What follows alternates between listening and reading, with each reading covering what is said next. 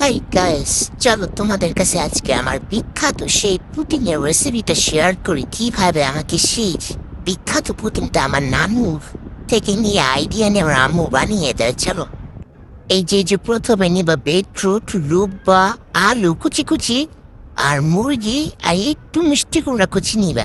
এটা সিদ্ধ করে নিলেন বেশি ভালো হয়। আমার নানু আবার সব কিছু ডিপ করে রেখা দেয়। শীতের সময় যেসব সবজি পাওয়া যায় সব কিছু আমার জন্য ডিপ করে রেখা দেয়। পরে এই যে এমন সিদ্ধ করে করে পরে আমার দেয় জিনিস বানায়া।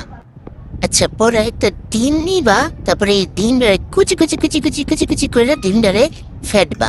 যেমন আমার আম্মু কুচি কুচি কুচি কুচি কুচি কুচি করে ডিমটারে ফেটতেছে।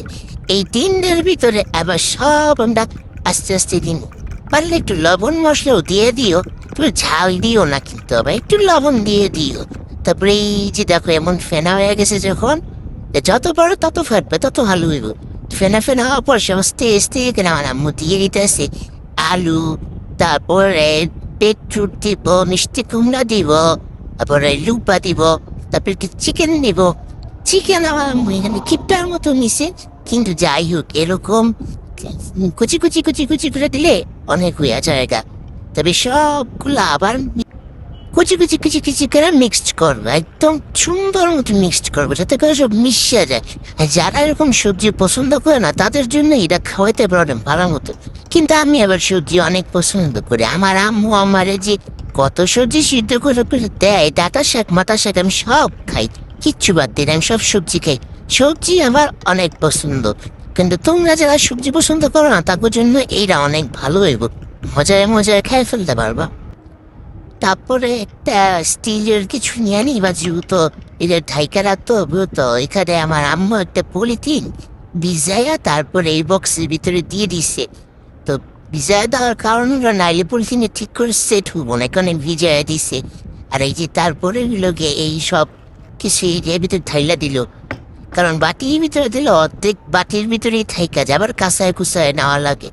তখন মুখখানে আটকায় দিল। আর এইদিকে আমার নানু আবার গরম পানি করে রাখছো যাতে তাড়াতাড়ি হইয়া যায়। তো এই যে গরম পানিটা আমরা এখন এখানে দিয়া তারপর হইল গিয়া ওই বক্সটা বসাই দিব, যাতে করে তাড়াতাড়ি হইয়া যায়। যেহেতু বক্সটাও ঢাকা আসছিল, এটাও ঢাকা আসছিল, তো সুবিধা হয়েছে বেশি। তারপরে একদম কম কম চুলার আঁচ রাখবা, যাতে করে দিনটা সিদ্ধ হইতে পারে। তারপর 10 থেকে 15 মিনিট ওইটা অমনি রেখে দিবা, দেখবা ভিতরে সিদ্ধ হইয়া সব ঠিকঠাক হয়ে যাবে। তারপর 10-15 মিনিট পর ওটা নামাই নিয়ে এবার তার ওটা খাইতেছি। এই যে দেখো কত সুন্দর, এটা চাইলে কিন্তু আবার খালামনে তোমরাও খেতে পারো, মজা আছে, টেস্টি আছে, যেহেতু এখানে সবই মাংসের খাবার। এই যে তারপরে দেখো আমি আমনি আমনি আমনি আমনি আমি আম করে সব খেয়ে ফেলছি। এত মজা ছিল, সব খেয়েছি।